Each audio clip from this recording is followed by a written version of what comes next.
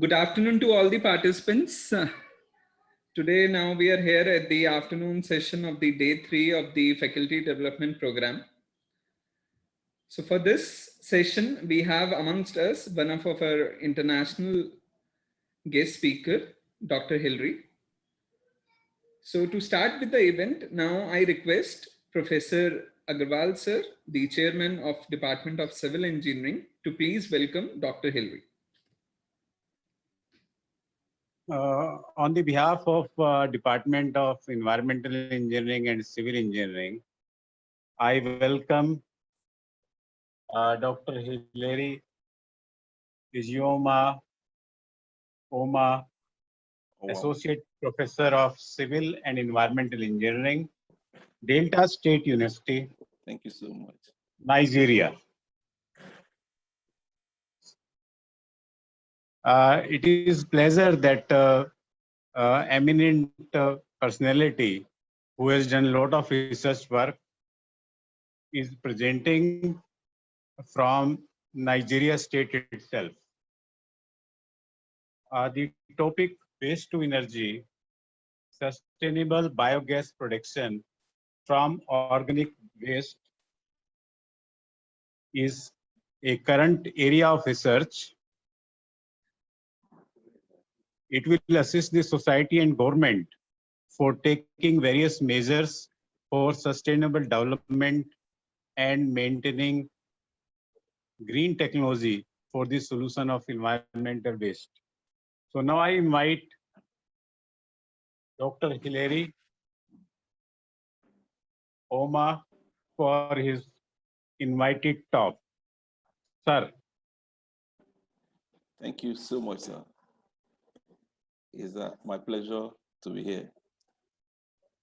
I would want to begin by, I hope the voice is audible enough. It's audible. Why is it audible, sir? Is my voice audible enough? Yes, sir. Yes, sir. Okay. Okay. So I want to begin by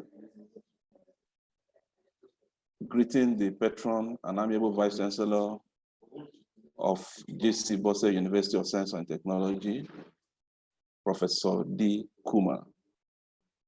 I will also want to recognize the Registrar of the University, Dr. Suni Kuma, not leaving behind the program advisors, the program chairs and conveners from the 2 departments, the organizing secretaries, faculty coordinators, student coordinator, my fellow eminent speakers, distinguished colleagues in the academia, students, ladies and gentlemen. Like I was earlier introduced, my name is Dr. Hilary Ijeoma Owamah, Associate Professor of Civil and Environmental Engineering, Delta State University in Nigeria. I really want to appreciate this privilege to collaborate, interact, and discuss a very important topic with us. It's an opportunity I would not take for granted. The topic given to me is waste to energy, sustainable biogas production from organic waste. And between now and a few minutes, a few hours time, I'll be speaking diligently and quietly on this. So I divided this into 2 sections. We have section A and then section B. The section A, we want to look at India's biogas potential, because actually this program is basically for renewable energy development in India. And so we must talk about India so that we'll be able to speak to the persons who are directly involved. And I begin with what is renewable energy, and then all of those definitions, I may not want to bore myself about them. I believe that we already know the definitions very well.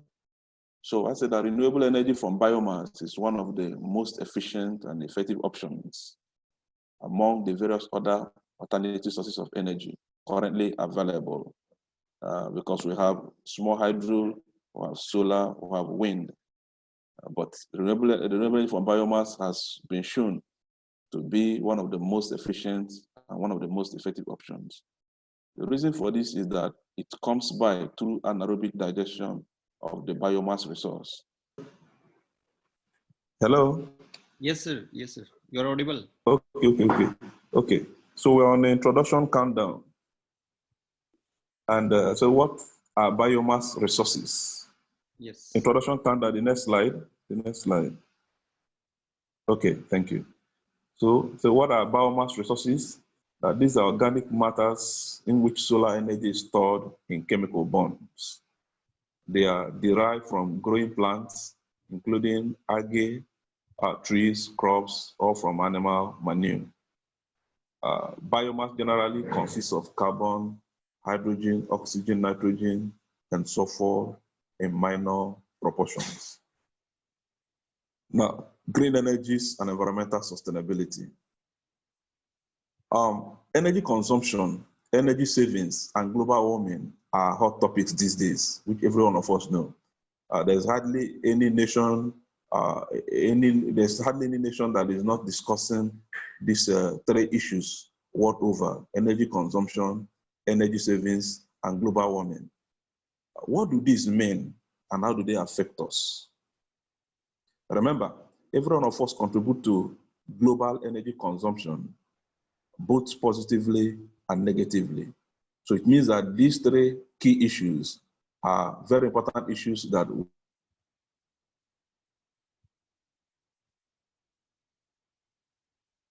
need to be looking into every now and then. Subsequent generations will inherit and be able to live their life as normal as possible. Now, what happened?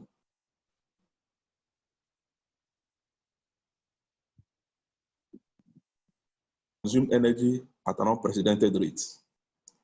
Hence, we are aptly called the fossil fuel age. 200 years ago,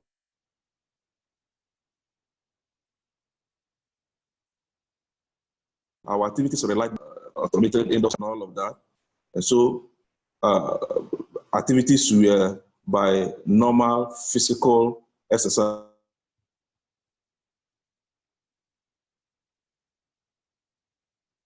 And so energy consumption was industrial boom, and the invention of machinery. We now rely more on fossil fuel to run things.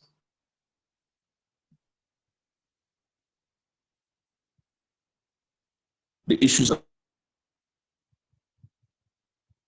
hand.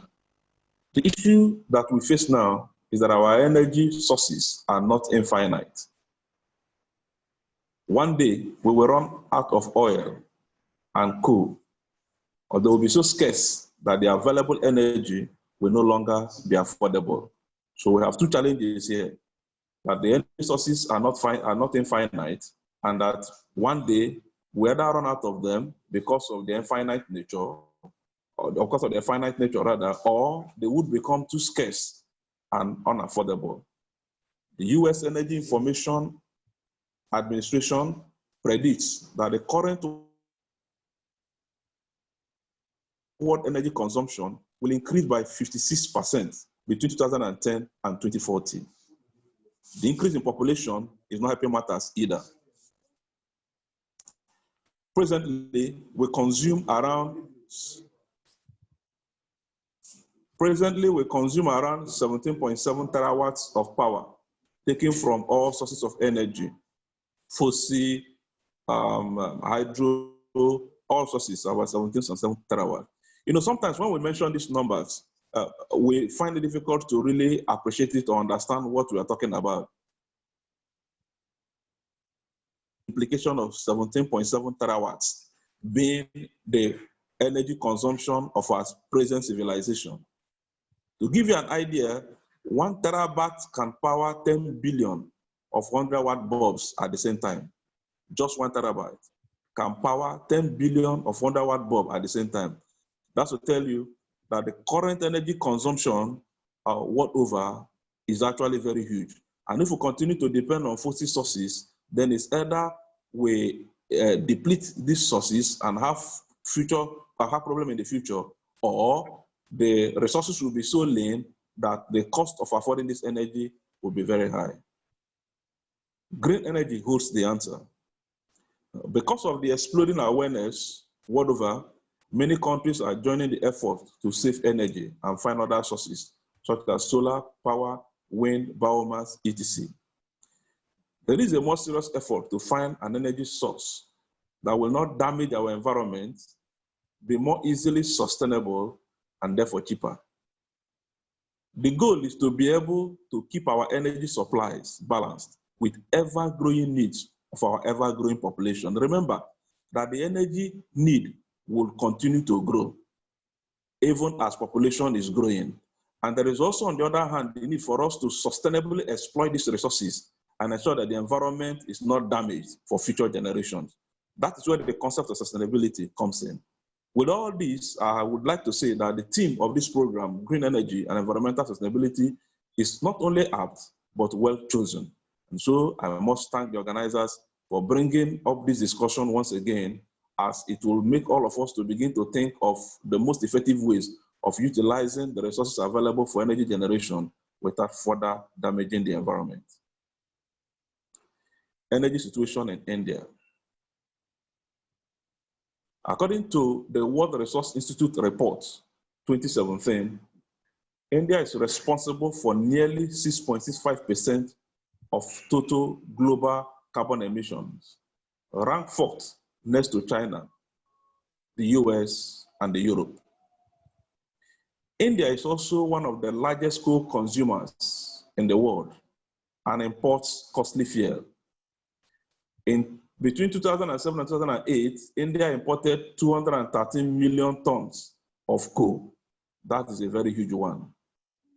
Again, as we all know, or as we all should know, close to 74% of the energy demand in India is supplied by coal and oil. There is therefore an urgent need to develop alternative renewable sources for generating electricity. Currently, the country is aiming to attain 175 gigawatts of renewable energy, to consist of 100 gigawatt solar energy, 10 gigawatt biopower, 60 gigawatt wind power, and 5 gigawatt small hydro power plants by the year 2022, as sourced from the resource information below. Energy situation countdown. In 2018, the energy demand was 1212134 gigawatt hour, and availability was 1203567 gigawatt hour, to give a deficit of 0.7%. Indeed, India is actually doing well among the developing nations in terms of giving energy to her citizens, looking at the deficit between supply and demand, which is just 0.7%. And from the Central Electricity Authority of India, the projection is that between 2021 and 2022, the energy level would have increased to 1915 terawatt hour, such that there would be no deficit again. The International Renewable Energy Agency reported that a quarter of India's energy demand can be met with renewable energy. And that's the reason why we need this discussion. That's the reason why we need to channel our energy and research in this direction also. In 2007-2008, among the renewables, wind-based energy was the most prominent, followed by solar, bagasse, small hydropower, biomass, and waste to energy. So if you look at the contribution of waste to energy, 2007 and 2008, you discover that a lot more are still needed to be done in that direction, so that the contribution of biomass to the overall energy stream could be improved. Figure 1 shows the Indian power deficit between 1991 to 2020. If you look at this figure 1 very well,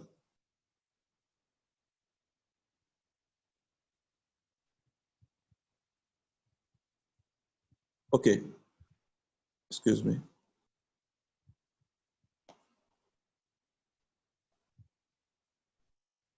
If you look at the figure 1 very well, you will discover that over the years, energy deficit in India had been on the decrease, to show that the country has been making concerted effort at giving energy to all their citizens, and also to ensuring that the industries are run on energy.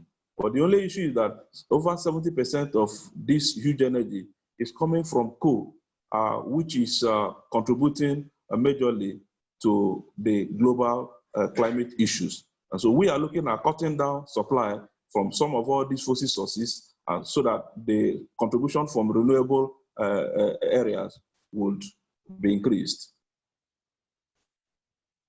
World and India's energy requirement. Today, the world consumes about 17.7 terawatt of energy. About 80% of this comes from fossil fuels.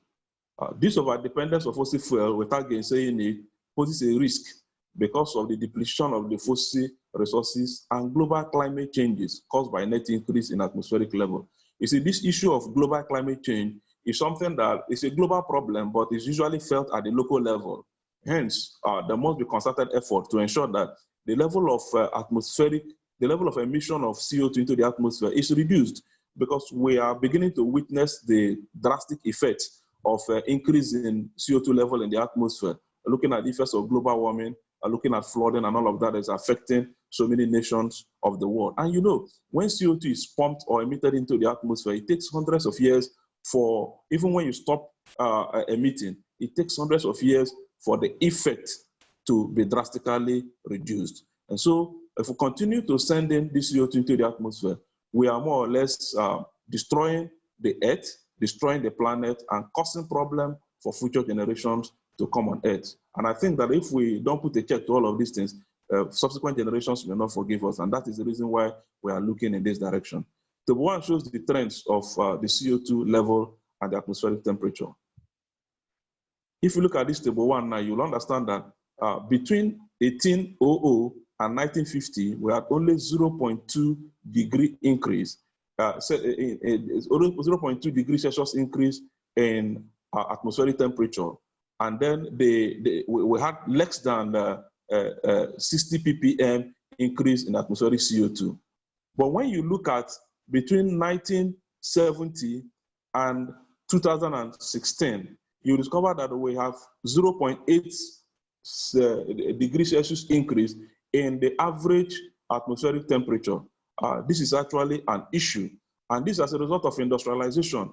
This as a result of the excessive consumption of energy due to increase in population, due to industrialization. And we must try as much as possible to reverse this trend. If not, by 2050 and 2100 as predicted here, the Earth temperature would have been at 19.2 degrees centigrade, and that wouldn't be a very good one. And so that's why we are looking at some of all these renewable energy resources to ensure that the increase is brought to a check. Now, India has installed base of about 365 gigawatt of electricity as of November 2019, as proclaimed by the Minister of Power while I was doing my research for this presentation. That's quite a very good one, because in 2006, the installed capacity was 125 gigawatt of electricity. And I tell you, among the developing nations, this is about the best performance. And I must say that the leadership of the Indian country is doing very well in this direction. The 365 gigawatt comprises coal, 44%, oil, 25%, gas, 5%, nuclear 1%, renewables 10%, and then from traditional biomass 14%. Installed capacity of total renewable, excluding large hydropower, as at 31st of December 2018 in India, was 74.0816 gigawatt. The target actually is 175 gigawatt by 2022. And that shows that over 100 gigawatts of energy from renewable sources are still being looked up to. And if you look at the distribution, wind 47%, solar 34%, biomass or cogeneration 12%, it shows that the contribution of biomass is still very low, and we can tap into the resources available in the country. The bioenergy potential of the different biomass resources in India was estimated to be 40,734 million meter cube per year in 2010. That is a very huge one. And that shows that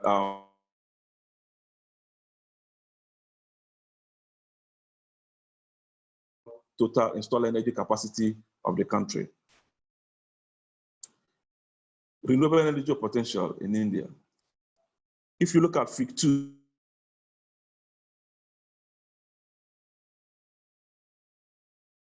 Fig 2 shows the status of renewable energy in Table 2. If you look at the Table 2, you discover that, please move to the next slide.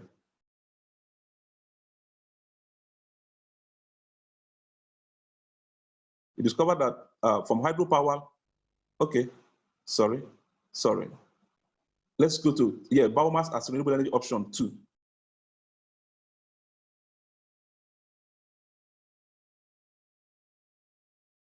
Okay, the next slide. The next slide.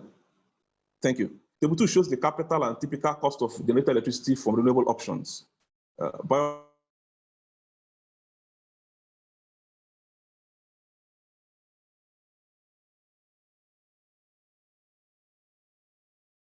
And per unit production, you will discover that energy for utilization, energy generation from biomass power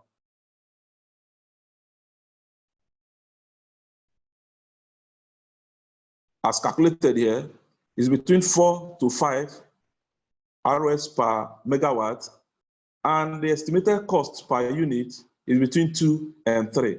So when you look at it relatively in comparison to other sources, you will discover that it appears to be much cheaper to generate energy from these wastes that usually constitute environmental nuisance. And many a time we spend so much money trying to take care of them. So we think that the best approach is, as we generate this waste, instead of spending additional money to take care of them, we should look at converting them into energy resource. First, that the climate is protected. Secondly, that employments are created. Thirdly, that we have energy that is cleaner than those from fossil sources. Okay, now biomass resources, okay. Let's go to table 3, thank you. Table 3 shows the estimated annual quantities and the potential biogas yield as of 2010. If you look at it here, you discover that from municipal solid waste, we have an estimated amount of 97,173 tons per day, with an estimated biogas potential of 93 meter cube per ton of solid waste, or 9.23 million meter cube per day for India. Then we have that of crop residue, as you can see on the screen. We have that of wastewater. We have that of animal manure. The next table. The table is continued. Then for the industrial waste, we have the distilleries, the dairy plants. I wouldn't, since we are seeing them on the screen, I would not be speaking so much about them. But the values you are seeing here are estimated amounts generated in India, and then estimated biogas potential as at 2010. And when you look at these figures, and of course I know that the values would have increased by now, because waste generation is always on the increase as population increases and as well-being of the people increases. So these values could be considered as conservative values, because by now it would have increased. But when you look at it, you discover that there is enough potential to generate much more than the country is generating now from biogas or from biomass resources. This is for section A. Now let's look at section B, which speaks more about the topic, sustainable biogas production in anaerobic treatment plants.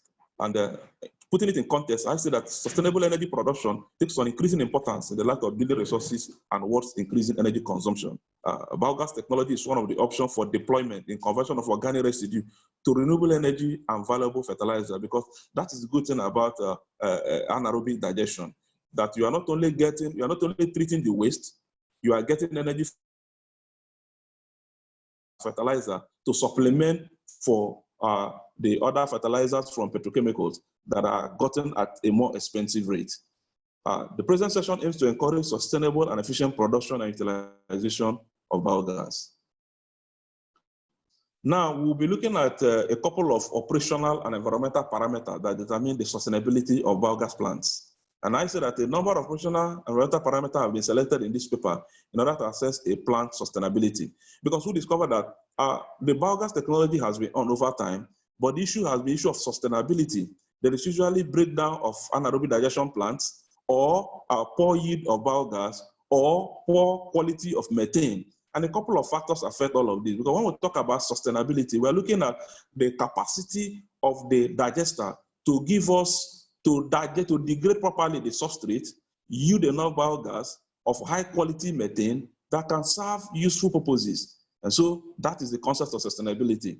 And so over time, the current research now is on how to make the anaerobic digestion system or technologies much more sustainable to be able to meet with the demand of generating more energy from renewable resources. So the operational parameters, I said, values indicated in this paper refer directly to mesophilic digesters.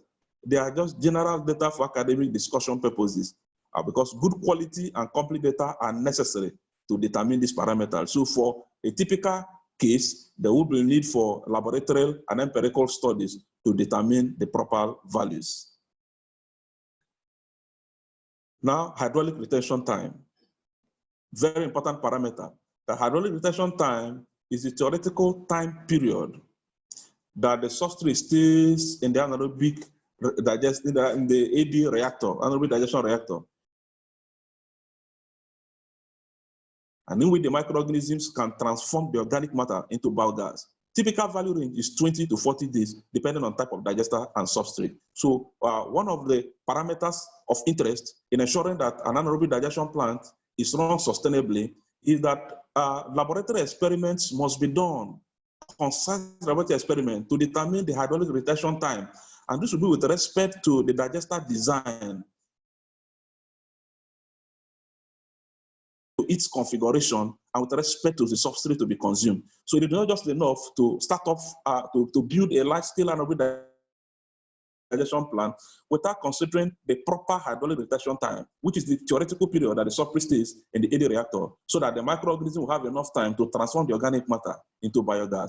Now we have dangers of too short retention time, which is incomplete degradation, lower biogas yield, washout of the microorganism, and sometimes complete biological breakdown of the process. This informs the reason why the hydraulic retention time is such a parameter that must be given due consideration in the design and running of a large-scale anaerobic digestion plant. Because we are looking at commercializing all of this. Because I know that in India, over the years, there have been small-scale digesters and especially domestic digesters. These are not too efficient because there is usually emission of methane into the atmosphere from these domestic anaerobic digesters. So we are looking at a situation whereby it can come into the commercialized scale, wherein there will be the loss of methane into the atmosphere will be highly reduced, and also there will be higher efficiency and more effectiveness. Temperature. Anaerobic digestion is usually run on mesophilic digestion or thermophilic digestion. When we talk about mesophilic, we are looking at typically when it is digested between 35 degrees centigrade to 37 degrees centigrade, and this is the most popular because it conforms with ambient atmospheric condition of many places. For this kind of digestion, variation must be within 0.6 degrees centigrade per day, because we have discovered over time from research that when the temperature variation is above 0.6 degrees centigrade, it's usually a problem. It makes the mesophilic anaerobic microorganisms unable to properly digest the substrate to yield the expected amount of biogas. And so this is a condition that should also be looked into when establishing large-scale anaerobic digestion plan for sustainability purposes. And then when you are running on mesophilic temperature or mesophilic digestion, the solid retention time from research has been proven to be between 10 and 30 days. Okay, so as we are looking at running it at mesophilic level, we also look at the solid retention time so that there will be proper degradation of substrate for maximum yield of biogas. We also have the thermophilic digestion, and where it is thermophilic when the temperature range is from 50 degrees centigrade to 60 degrees centigrade. For temperature variation, especially hard for thermophilic microorganisms, while we allow 0.6 degrees centigrade between 0.1 to 0.6 degrees centigrade for mesophilic digestion, in thermophilic, it's usually very difficult because the microorganisms are more sensitive to temperature variations. And so it becomes it's more difficult to run the system more sustainably in thermophilic system than in mesophilic system. The solid retention time for thermophilic system, however, is usually lower because of the higher degradation rate, and it's usually between 5 to 12 days. Okay. Then we have the gross gas production and degradation of organic dry matter, because we say that gross gas production and degradation of ODM, which is organic dry matter, are in direct relationship. The more the degradation, the higher the biogas yield. And so the proportion of ODM in the substrate and its degradation rate depend on various factors which must be optimally combined, such as the substrate types, the CN ratio, etc. However, laboratory and empirical methods are available for the determination of the biodegradability of substrate for biogas direction. So we must look at what is the biodegradability of the substrate we want to digest. When we talk about biodegradability, we're looking at the rate of degradation, okay, of that particular substrate. Now we have methane content of biogas, another factor that must be considered in the sustainability, in talking about the sustainability of anaerobic digestion or sustainability of biogas generation from organic waste. When we look at the methane content, usually between 50 to 70%, which is what we are looking for, because every other thing is more or less like a pollutant or a contaminant. So the quality of methane is very, very important, as lower values may indicate problems with the process, such as temperature variation that I've spoken about before, and overload, okay, with respect to hydraulic retention time. And then we have the utilization of biogas produced. It is not just enough to produce the biogas. In some countries, because of the inefficiency of their systems, you discover that the generated biogas, some of them are wasted, some of them are leaked into the atmosphere to begin to cause problems. So when we look at utilization of the produced biogas, we're talking about how much of the produced biogas is used either for power, for heat, for biofuel production, or for 2 or 3 of them. And so it must be used. It's not just enough to generate biogas, but utilization is key when we talk about sustainability. Now, efficiency of the biogas conversion by CHP. The combined heat and power, sometimes called cogeneration, is an integrated set of technologies for the simultaneous on-site production of electricity and heat. The efficiency of CHP technology has been improving in the past years, but priority is on electric efficiency because heat is usually available in sufficient quantity in plants with CHP. Now, there is need for regular replacement of old low efficiency equipment. But as soon as you discover, because it is not enough to have a high biogas yield of high methane content. If the CHP machine is not functioning, the CHP is not functioning efficiently, you discover that the conversion to energy and heat will be poor. And so this is a key point in the sustainability of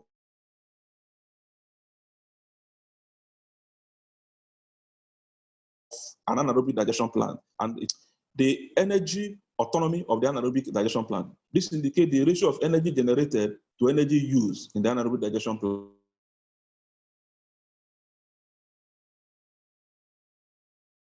So we're looking at a commercial anaerobic digestion plant, unlike what we have in most developing countries at domestic levels. Because the larger the plant size, the higher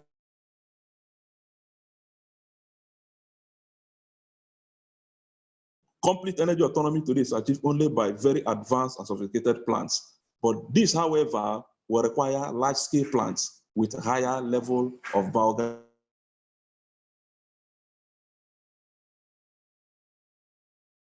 yield. Now, let us look at qualitative parameters. The next slide. The next slide.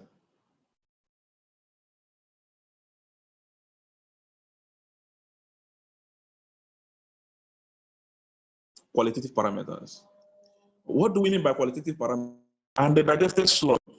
Remember that in anaerobic digestion, we are looking at treating the organic waste under anaerobic condition, that is in the absence of air or in the absence of oxygen, to generate methane or biogas, and then also to have the digested sludge thereafter. So the first thing we look in qualitative parameter is biogas conversion technology, like I mentioned before. There are different options for the biogas conversion. We have conversion to heat, conversion to power, and biofuel. The popular one now is conversion to biofuel, which talks about upgrading the biogas into biomethane. But this should be a function of the size and energy utilization. So when we talk about this conversion, looking at what is the end purpose, why are we establishing the anaerobic digestion plant? Is it for heat? Is it for power?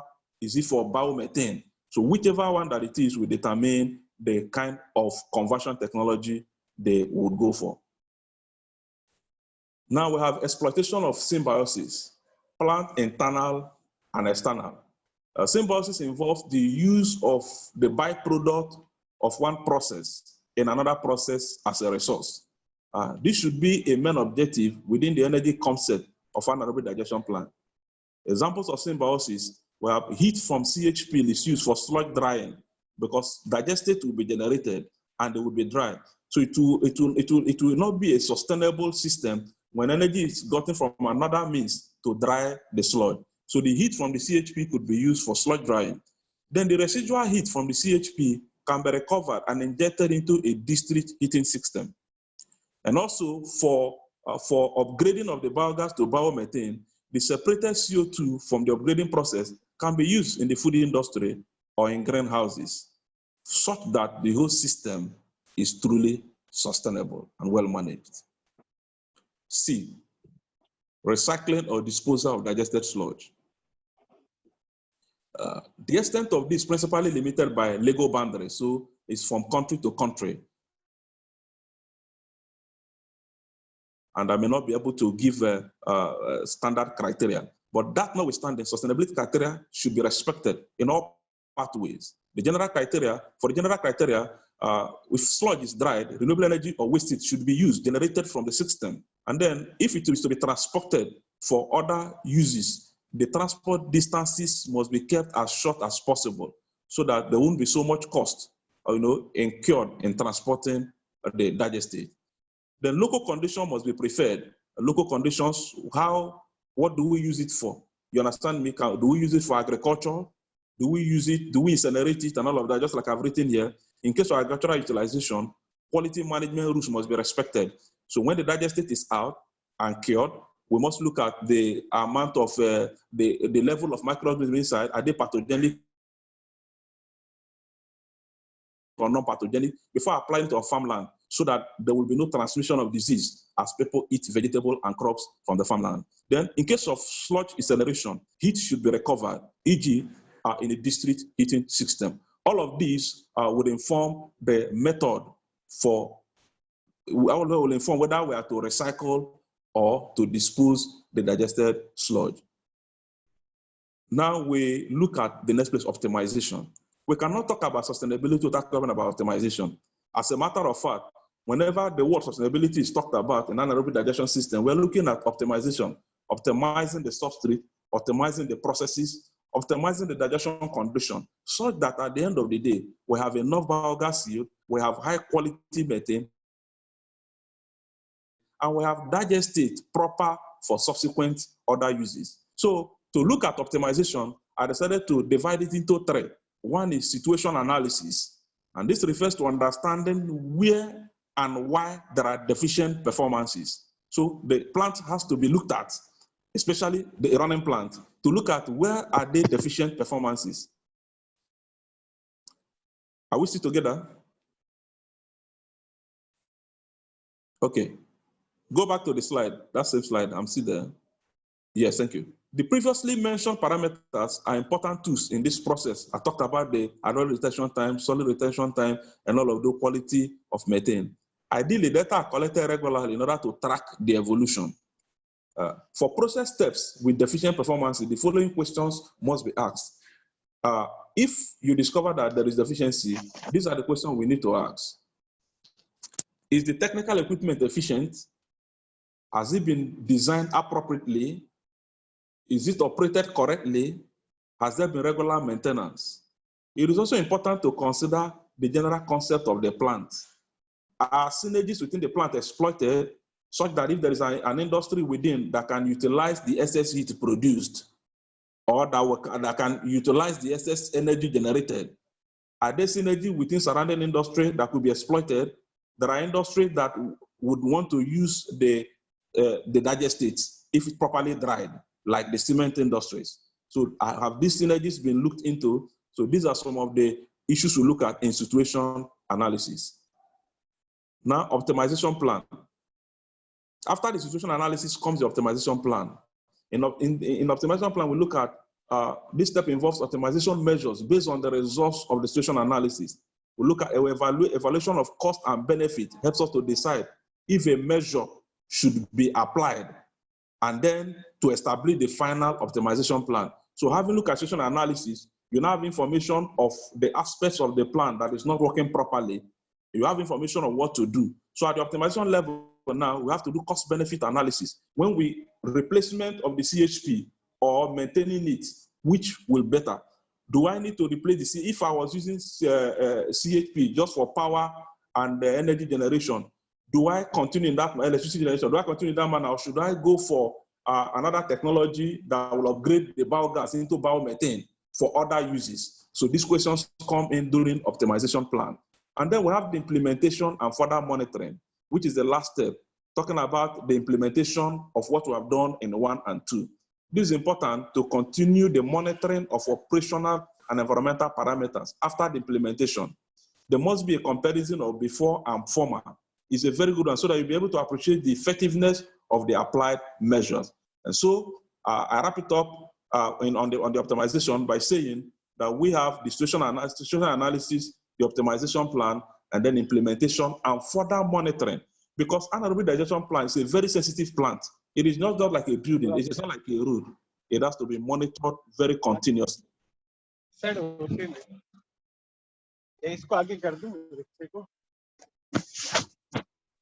Hello, please, can we mute everybody? Okay. So frequent optimization measures. Some of the common optimization measures for AD in municipal anaerobic plants are described hereafter. However, they should be integrated in a holistic project with situation analysis and optimization plan. Here, it is important to define why a measure is applied, what performance is expected, and what improvement should bring in comparison to the previous situation. And under these frequent ones, so we're looking at common things to be done or regular things to be done in order to ensure the continuous running or the continuous sustainable running of an anaerobic digestion plant. And we say replacement of CHP, like I said before. Once the CHP is found not to be efficient, it should be replaced because that is the end point. If it cannot convert the biogas generated into the appropriate heat, energy that is required, then the whole system the whole effort becomes defeated. And so the first thing under the frequent or common optimization measures is the replacement of CFP units once they are found not to be functional again. Then the second one is pretreatment. Sorry, this is supposed to be number 2. Pretreatment of substrate. We have also discovered over time that there are substrates that if they are not pretreated, their biogas is usually very low. And so that's why I have to give a simple definition of pretreatment. That substrate pretreatment is done to destroy solid structures and cell walls or biomass to enhance the rate and volume of biogas production, especially when you are digesting some substrate with a high level of lignin, in which hydrolysis becomes the limiting step. There may be need for such substrate to be first pretreated so that by the time they are now fed into the anaerobic digester, there could be proper degradation within a short period of time. Because when compound substrates from plant origin and then animal dung have been found to usually contain high content of lignin, which makes their digestion process to be slow and low, and then comes for the need for pretreatment. Pretreatment causes faster digestion process, higher energy production, and a reduction of sludge volume. Because once there is higher digestion, there will be lower volume of sludge. A large number of mechanical, thermal, chemical, and biochemical improvement technologies are available on the market. However, according to Watman et al. 2012, a closer look at pretreatment shows that many have not shown themselves to be beneficial from a sustainability point of view. And so it must be done on a case-by-case basis, depending on the substrate and the digester. Cold digestion. Another frequent optimization parameter or process is co-digestion. And when we talk about co-digestion, we're looking at the simultaneous digestion of homogeneous mixture of two or more substrates in one digester and at the same time. This has been, a lot of research has been done on this, and we have come to see that co-digestion helps to get a better nutrient balance, better digester performance, and higher biogas yield. So though it is an interesting option for optimization of biogas production, it involves additional work and infrastructure at the end of the digestion plan, because you will need some other devices like balance, automatic or manual, reception pit, suction device, pretreatment, and storage, etc. But from my personal experience, I've discovered that when a substance that is easily biodegradable is co-digested with another substance that may not be easily biodegradable, but has the capacity to yield high methane content biogas, when they are co-digested, the synergy is usually very wonderful. The synergy is usually very good because they come together. There is a better CN, carbon stroke nitrogen ratio. There's a better digester performance and a better biogas yield. I remember in 2015 when we did an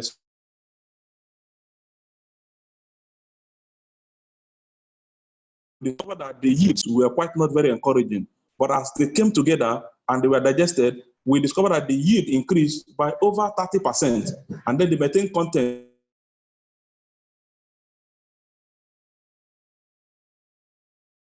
digestion. Then we have sludge dewatering. This is done to reduce the volume and increase the production proportion of dry matter of digested sludge. There are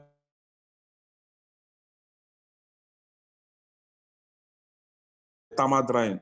The method to be adopted will depend on the final use of the sludge. If the sludge is going to be used, for instance, is going to be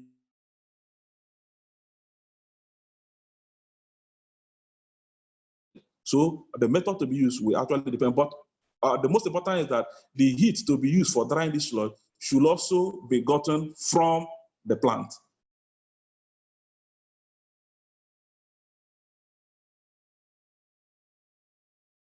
Should also be gotten from the system of improved phosphorus recycling.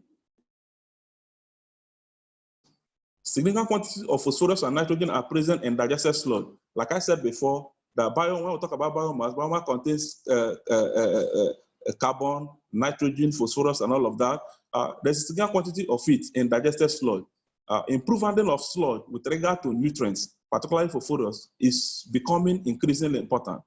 When used in agriculture, next slide, please. When used in agriculture, the sludge partially substitutes mineral fertilizers and brings in nutrients in combination with high levels of organic matter into the soil in a natural way. And so we have this digestate being used as biofertilizer. And we have done quite some work in that regard and discovered that when applied to farmland, that there's usually an increase in yield. And then these biodigestives are usually cheaper than the inorganic fertilizers. In case of sludge incineration, it is already technically possible to recover phosphorus from the ashes, but this technology is quite expensive. And so we are still looking at the most effective, the cheapest one, which is to use the digestate as biofertilizer by curing and applying it on farmland, having looked at the microbial load, whether it contains pathogenic and or non-pathogenic organisms. Another important aspect that we usually don't look at, especially at low-scale anaerobic digestion plant level, next slide please, is the education and experience exchange. Education and experience. You discover that anaerobic digestion requires a lot of technical and scientific information. It is not just like any other aspect of engineering that is an all-commerce affair. If not, the plant will break down. It is a technical area. It is a sensitive area. It is a work that it is an aspect that requires playing around microorganisms that will help to degrade this substrate. And so education of employees is an important factor for the optimized operation of a plant. There's no gainsaying it. There is no shortcut to it. A trained staff that understands the different process steps is much more attentive to irregularities and can act appropriately in case of complication. Because once they see irregularity, there is need for prompt action to nip it in the bud. If not, within a short time, the plant might just collapse. Experience exchange between plant operators is also a motivating and effective experience leading to process optimization. There should be exchange of experience, okay, between these plant operators so that at the end of the day, the education level is boosted and their knowledge level is also enhanced. Table 5, what all operators should know about anaerobic digestion. I'll just rush through this phase and I'll be ending the lecture in the next 5 or 10 minutes. We have volatile acid, VA, and the principle here is given. It is in a normal or healthy digester, the volatile acid will be used as the food for the methane formers. What is the practical implication? The production of organic acid depends on the volume of solid fed to the digester. The typical range of VS in a primary digester is between 50 and 300 milligrams per liter. Once it's above 300 milligrams per liter, you know that the digester could have been overloaded or experiencing other problems. Then alkalinity. This is expressed in milligrams of equivalent calcium carbonate per liter. And its practical implication is that it helps, digestion stability depends on the buffering capacity of the digester. So it helps in providing stability because the methane formers in anaerobic digestion are affected by small pH changes, while the acid producers can function satisfactorily across a wide range of pH. And so that's why we talk about alkalinity. Alkalinity value in anaerobic digester can range between 1,500 to 5,000 milligrams per liter. Then we have VA all over AK ratio, that is volatile acid over alkalinity. The volatile acid and alkalinity, when examined together, can measure and control the digestion process. VA and ALK concentration are used in a formula to provide a single number that provides a snapshot of digestal operation. And what is the practical implication? That maintaining a constant VA to ALK ratio of less than 0.35 ensures that conditions are correct for proper digester operation. The ratio in a well-operated digester ranges from 0.1 and 0.5. If it is 0.5, it indicates such issues as increased organic loading, hydraulic overloading, etc. The next slide. Now, thermophilic digestion, like I've explained before, the thermophilic organism grow, mesophilic digestion, organism grow optimally in temperature range of 30 to 30 degrees Celsius, I've explained before. Now, what is the practical implication? That the temperature within the digester must not be changed more than 0.6 degrees centigrade per day. And the retention time for mesophilic should be within 10 and 30 days. Then for the thermophilic, that it is difficult, temperature variation should be guided against because the microorganisms for thermophilic digestion are very sensitive to temperature changes. And then what is the practical implication? That the solid retention for a thermophilic digestion system ranges between 5 and 12 days. Then organic loading. Anaerobic digesters are failed based on a measurement of mass or weight. The unit is usually in kilogram per meter cube per day. Now, the practical implication is the anaerobic digestion system designed today are usually high-rate systems with loading of 1.6 to 6.4 kilogram meter cube per day. Digesters should be fed at consistent and constant rate to operate properly. Then we have gas production, which we talk about I mentioned before. The gas production in anaerobic digester is estimated between 0.8 and 1.1 meter cube per kilogram of volatile solid destroyed. Digester gas contains approximately 65% methane and 35% carbon dioxide with a heating value of 12 mJ per meter cube. Now, the practical implication is that operators should virtually monitor the color of the flame at the waste gas burner to determine the quality of gas produced. A predominantly blue flame indicates good methane production. An increase in yellow indicates more carbon dioxide. An increase in carbon dioxide could indicate digestion process issue. And an increase in carbon dioxide also will affect the operation of the equipment using digester.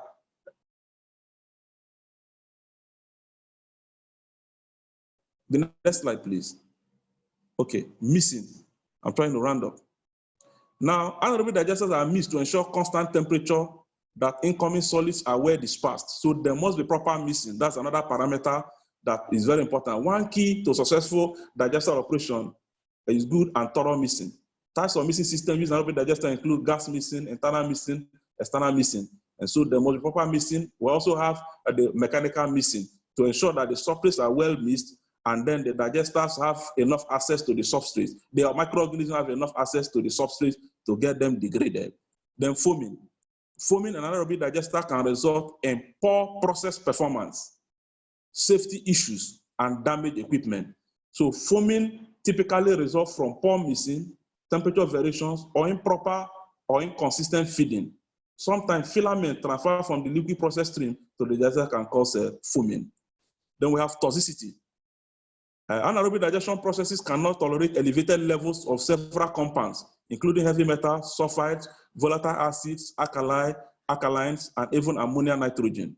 A properly operated digester requires the optimal balance of such parameters as organic loading rate, pH, mixing, and temperature. Heavy metals such as copper inhibit digestion at soluble concentration greater than 0.5 milligram per liter. And also metals entering the digester may be coming from an industrial user. Also, there should be ammonia concentration of 50 to 200 milligram per liter are beneficial, but ammonia levels of 1,500 to 300 milligram per liter are inhibitory. So we must guide against these inhibitory substances to ensure there are no toxicity in the system.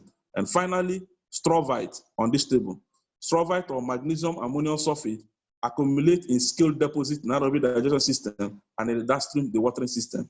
Typically, it causes maintenance problem by clogging pipes, valves, okay? And once strovite deposits have formed, they are difficult to remove. Acid washing is an effective cleaning method, but it's time-consuming, costly, and can be a safety issue. Some facilities feed on ferric chloride or ferrous chloride to digester feed line to reduce the potential of foaming. Conclusion. Having spoken for this long time, I think there is need for me to begin to conclude so that I will give time for other activities to continue, because I know that it's a long program. So first on my conclusion list, the Biogas system turned the cost of waste management into revenue opportunity. And also that converting waste into electricity, heat, or vehicle fuel provide a renewable resource of energy that can reduce dependence on foreign oil imports, reduce greenhouse gas emissions, improve environmental quality, and increase local jobs. Also, Biogas system provide an opportunity to recycle nutrients in the food supply, reducing the need for both petrochemical and mined fertilizers. Biogas systems are waste management solutions that solve multiple problems and create multiple benefits, including revenue streams. However, to reach its full potential, the industry needs consistent policy support from government. The efforts of the Indian government at diversifying its energy sources and taking action against climate change is huge and commendable. However, the many benefits of biogas should be given greater attention. Because when you look at the other renewable, you discover that more attention is given more to wind, to solar, and small hydro. So I think that there is need for us to begin to look at utilizing the readily available biomass resources in India, so that its contribution to the installed energy capacity of the country is improved. Recommendations. The best way towards sustainable biogas production at anaerobic plants is the establishment of monitoring system. Without monitoring system, we cannot guide against breakdown. Okay, so it is recommended that each plant should regularly evaluate its processes and publish the result in an annual report, illustrating good and deficient performances as well as optimization possibilities. Good awareness of each stage of the process and the possibilities for improvement is one of the most important steps in the optimization process. The annual report can also serve as a communication tool in order to attract attention to the local population and politicians when investments are required. However, plant optimization is a continuous process which requires a committed, innovative, and dynamic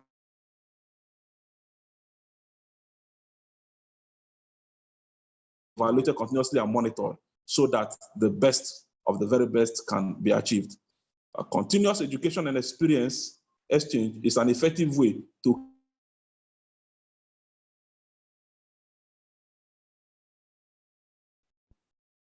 some of my little contributions to biogas research, you can see here, although not on this phone, and then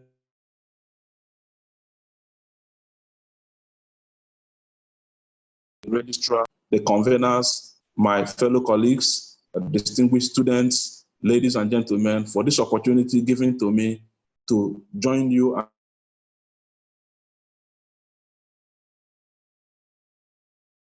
Thank you very much.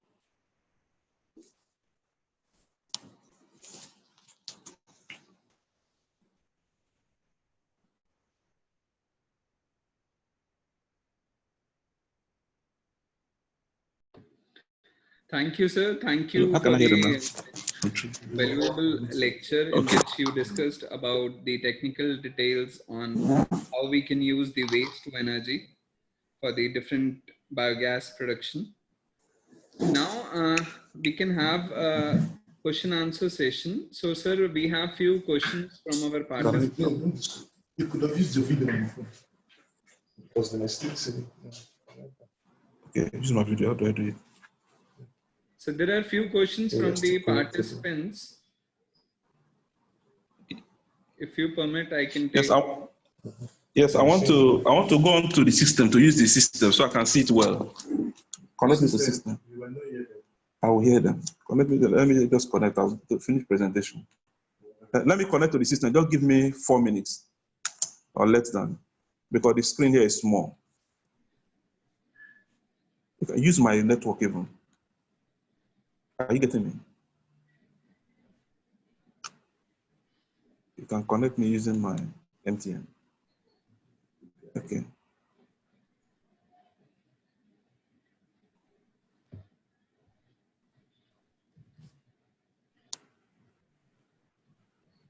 Okay.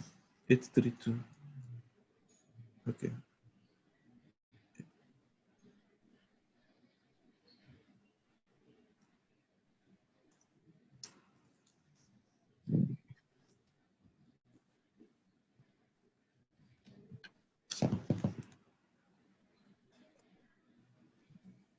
I want to on my tutoring.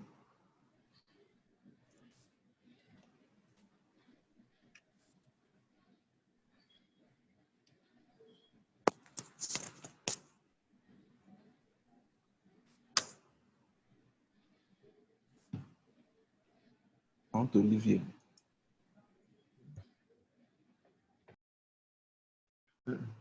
Stay on this one still, so in case you want to talk. This one will just be the video. No, leave your earpiece.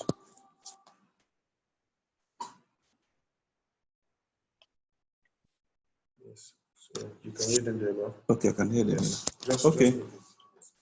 I'm on the system now. Okay. I'm on the system now. Yes, sir. Can we have, sir, now the question answers? Okay, yes, I'm ready. I'm on the system now. Hilary.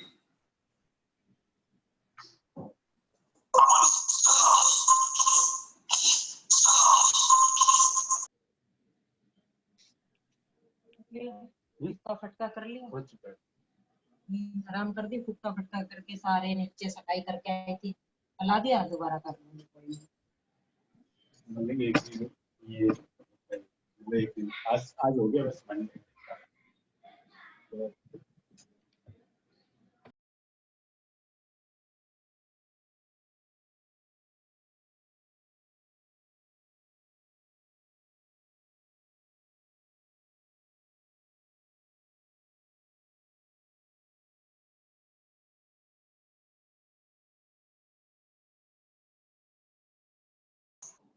On the video too. Are we still on?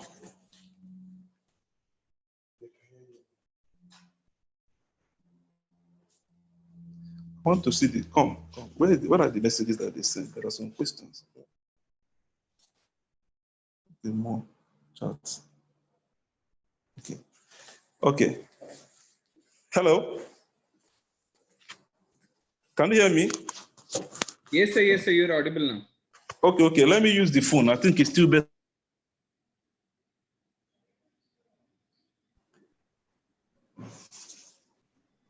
Do I go ahead? Yes, sir, it's audible. Okay, there are some written questions here. I don't know if there are oral questions, or I should attend to the written ones. I'll, sir, we have few questions from the participants. Suman Bhattacharya has asked, like, are there any international framework for utilization of renewable energy? Okay. So, yes. I can see, I'm looking at the chat now to see the questions there using the phone. And I can see one from Dr. Suman. And he says, how much importance is given to renewable energy and the agenda of sustainable development goals? Is there any international framework for the efficient management and utilization of renewable energy? Am I audible? Yes, yes, you're audible. Yes, and I want to say that enough attention is actually being given to sustainable renewable energy in sustainable energy development goals.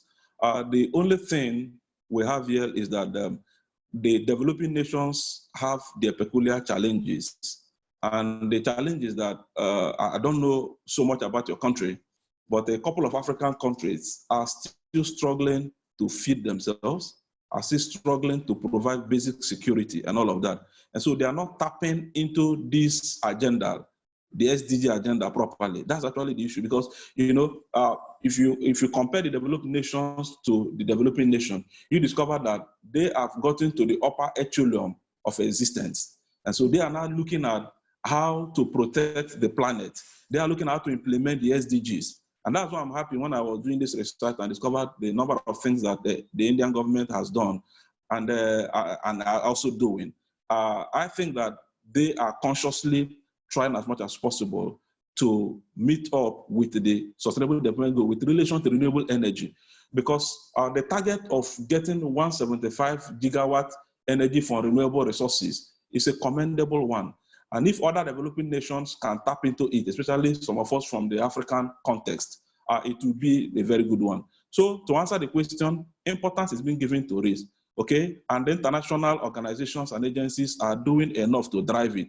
But it's just that when people have not been well fed, when the basic welfare facilities are not there, it is difficult to preach all of these things to citizens and for them to listen and appreciate it. For instance, there are a lot of places in Africa, they are still using firewood for cooking, and then emitting CO2 and methane into the atmosphere, which is a very big problem. The question is, how do you now stop them from using all of this when there is no clean gas supply, there is no other form of energy supply to them, and they are living in the rural communities, not properly captured by development plans and all of that. So that's actually our own peculiar problem.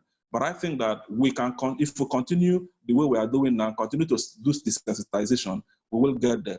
So once again, enough importance is being given to it, but we have our other teething problems that is making us not to pursue it the same way that the developed nations are pursuing it. But I think that your country is doing quite well. That is if you're an Indian man. Okay, the next question says, what? One more question by KP Yole. He has asked, what are the recent research scope in biogas renewable energy plant? Yeah, I think that the research area now that we're looking at is upgrading biogas, upgrading of biogas to biomethane, so that it can be used the same way that liquefied natural gas is being used. So we are looking at the different aspects of it, and a lot of researches are going on. I had, there's a proposal recently now that I just prepared and I submitted to one international agency under consideration to come over to look at the most efficient way and the most cost-effective manner wherein we can upgrade biogas and remove impurities, and then also improve the energy efficiency. Remember that when the carbon dioxide content of biogas is removed, the energy value, the calorific value also increases. So the current research area now is on the purification of biogas, on the upgrading of biogas to biomethane. And a lot of work has not been actually been done in that area, though we have quite some work. But for we in the developing nations, when I searched yesterday, we've actually not done enough. Our ask has been on co-digestion, as have been on plant configuration, as have been on the substrate selection and pretreatment. But in the area of upgrading of biogas to proper biomethane with higher energy level, research is still scanty in that direction. Then also, I think another thing we may be looking at now is the development of indigenous theories and empirical methods for understanding and design of biogas plants. We actually do not have enough in the developing world. So we need to look into that area, development of indigenous empirical models, empirical design models that can enable the design of sustainable anaerobic plant with respect to the substrate we have in our area. So this another area I think we can do well. Like during my PhD, I concentrated majorly on development of simplified anaerobic digestion model that can give almost the same result with the modified complex model. And we're able to come up with two models, the MPPSA model and the biodiversity digestion model, which we're able to publish in Bioresource Technology and Renewable Energy. So this is another area, development of empirical models that can take that, because models or these empirical equations are substrate specific. So when we adopt this model that have been developed in the developed nations, we begin to have some issues with them because sometimes our substrates are different from their substrate. So we need our own indigenous model that will be able to simulate our indigenous substrates and situations for a better plant design and biogas yield. And then the aspect of upgrading biogas. Thank you so much. Sir, there is one more question by Pankaj Gupta. He has asked, what can be done for improving the biogas production in Indian context? I'm trying to see that question. Okay, what can be done for improving the biogas production in Indian context? Because the people in rural India are not comfortable with the latest technology and can't handle the new technology unless trained properly. So what should be done to make the technology user-friendly? I think you have also answered the question because you said they need to be trained properly. And I'm not very privy to what is being done fully in India, and I may not be able to speak to it authoritatively. But since you have said that the aspect of training is a necessary aspect, I think that my colleagues who are here, who are in India already, will take it up and see what can be done in that regard to train some of these operators, to train some of these persons who man the plants. But my own suggestion is that we need to move from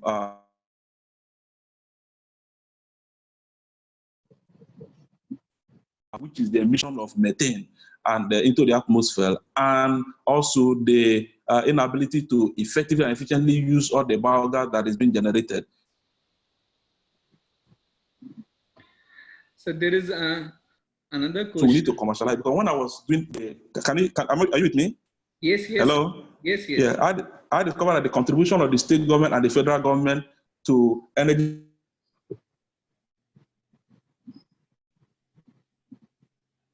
and also I discovered that there are a lot of domestic anaerobic digestion plants in India, but at the commercial level, it is low. So I think that what we can do is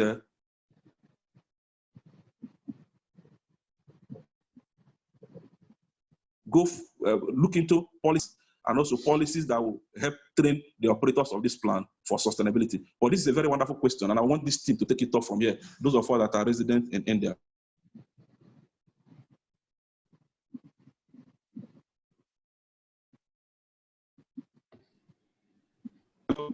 Can you hear me? Can you hear me? Yes, sir. Yes, sir. Okay, so I want to attend to the next question. Yes, sir. Now the next question aspect is says, does biomass contribute to blue economy?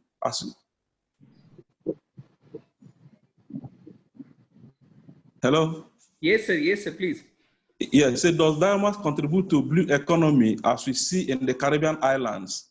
How can it be done in other countries like India? This is also an Indian specific questions, which I must be very, very careful in answering because I do not have enough information about your policies. I don't have enough information about the body language of your government and the direction they are taking.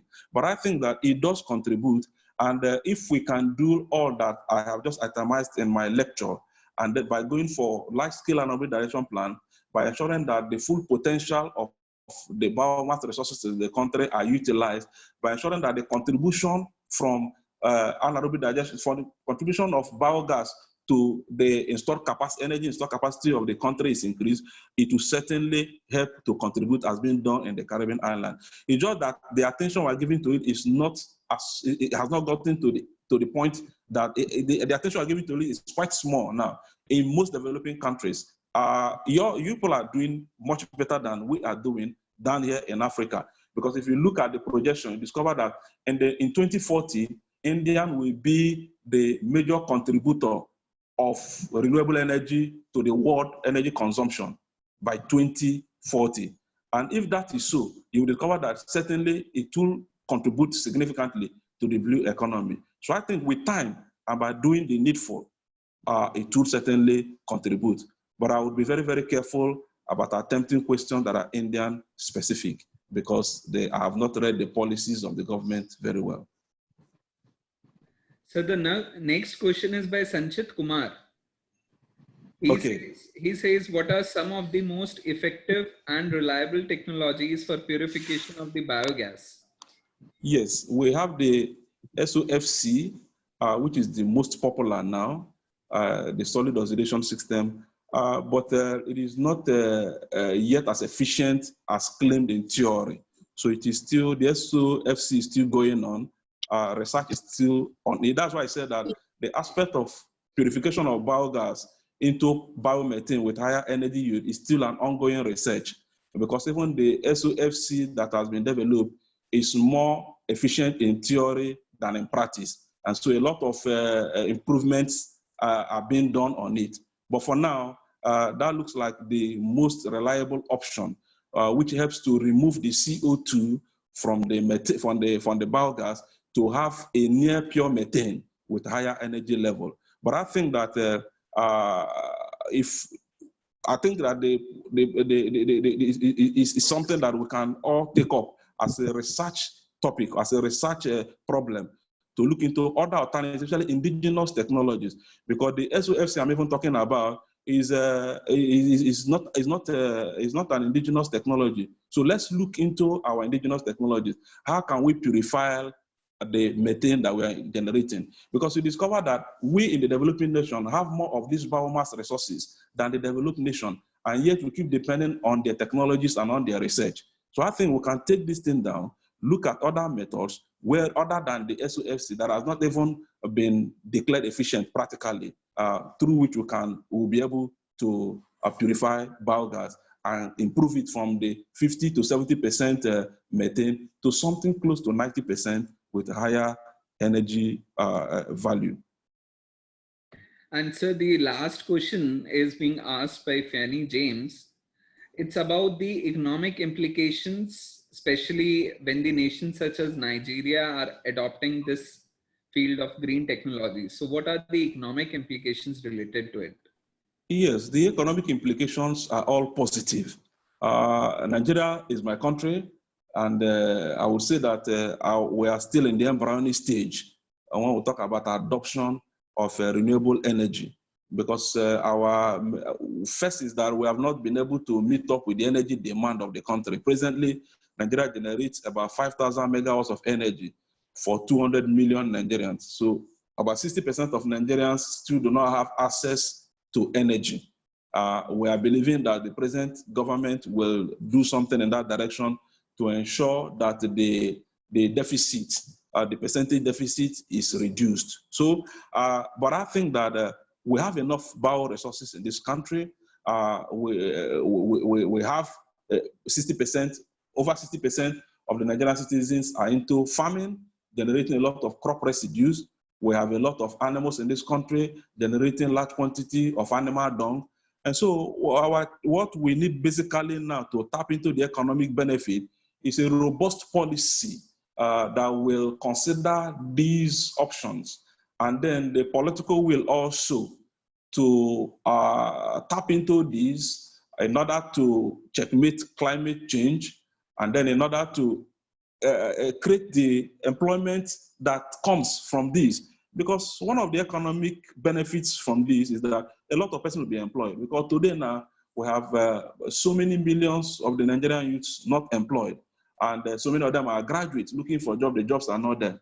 But if we can look at this renewable energy and decentralize it into geopolitical zones and ask each geopolitical zone to contribute a particular amount of energy, you will discover that over a few years, there will be a large-scale digestion plant here and there. There will be scientists and engineers to operate it, and there will also be technicians to operate it, and that's one aspect of it. Then another benefit of it is that the benefit shouldn't only be economic. We're also looking at the fact that when we tap into this, our emission rate will reduce, because Africa, the developing nations are contributing seriously to the global warming that we're talking about, to the climate change that we're talking about. So that's another benefit of it. And also, it will enable us to look inwards in our research, because when the policy direction of government favors renewable energy, favors energy generation from biogas, a lot of persons, more persons will be engaged in this aspect of research than we have today.